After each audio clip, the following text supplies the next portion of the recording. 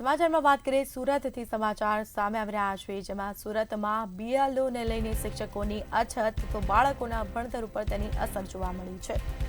એક તરફ આજે કામગીરી ચાલી રહી છે બીએલઓની, ત્યાં શિક્ષકોની ક્યાંક અછત જોવા મળી છે, બીજી તરફ વિદ્યાર્થીઓનું શિક્ષણ ખોરવાયું છે। મ્યુનિસિપલની વેડ રોડની શાળામાં ટોટલ 16 જેટલા શિક્ષક છે। 16માંથી 13 શિક્ષકો બીએલઓ કામગીરીમાં વ્યસ્ત જોવા મળ્યા છે।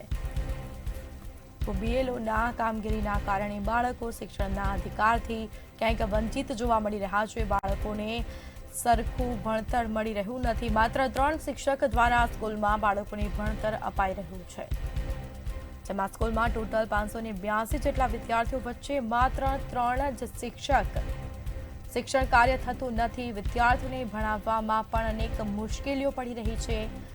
શિક્ષકો પહોંચી વળતા નથી, કારણ કે આટલા બધા વિદ્યાર્થીઓની વચ્ચે માત્ર 3 જ શિક્ષક, બીજા જે અન્ય શિક્ષકો છે તે બીએલઓની કામગીરીમાં જોડાયા છે। એક તરફ બીએલઓની કામગીરીમાં શિક્ષકોની અછત જોવા મળી છે, તો બીજી તરફ બાળકોના ભણતર ઉપર શિક્ષકો ન હોવાથી તેની અસર જોવા મળી છે।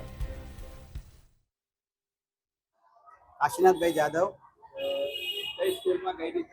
મહાત્મા જ્યોતિબા ફૂલે પ્રાથમિક શાળા ક્રમાંક 180 માં હું પ્રિન્સિપલ છું। હાલ મારી શાળામાંથી 16નો મહેકમ છે, એમાંથી 13 શિક્ષકો બીએલઓની કામગીરીમાં રોકાયેલા છે, તેથી શાળાના શિક્ષણ કાર્ય પર અસર થઈ રહી છે।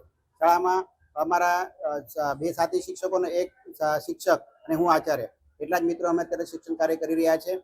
ઓનલાઈન હાજરી ભરવામાં તકલીફ પડી રહી છે શાળામાં, કારણ કે ઓનલાઈન હાજરી ભરવામાં 1 થી 2 કલાક જતો રહે છે।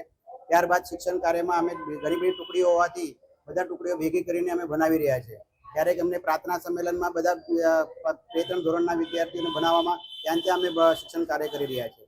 અમારા જે શિક્ષક મિત્રો છે તે અમારા કતરગામ વિસ્તારથી દૂર 8-9 કિલોમીટર દૂર એવા કરંજ વિસ્તારમાં મૂકવામાં આવેલા છે, તેથી શિક્ષકોની ઈચ્છા હોવા છતાં તેઓ સ્કૂલે શિક્ષણ કાર્ય કરવા માટે 1-2 કલાક આવી નથી શકતા। તો એઓને પણ પોતાના વિધાનસભામાં કામગીરી આપવામાં આવે એ વિનંતી કરું છું, જેથી અમારે શિક્ષણ કાર્યમાં એ લોકો મદદ કરી શકે। હું 8મા ધોરણમાં ભણું છું।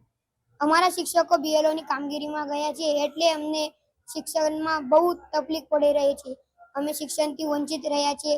અમને સોશિયલ સાયન્સ જેવા ઘણા બધા વિષયો છે, એનાથી અમે અભ્યાસક્રમ અમારો પાછળ રહી જાય છે, એટલે અમારા શિક્ષકો આવી શકતા નથી। એમની મરજી છે કે પણ આવી શકતા નથી।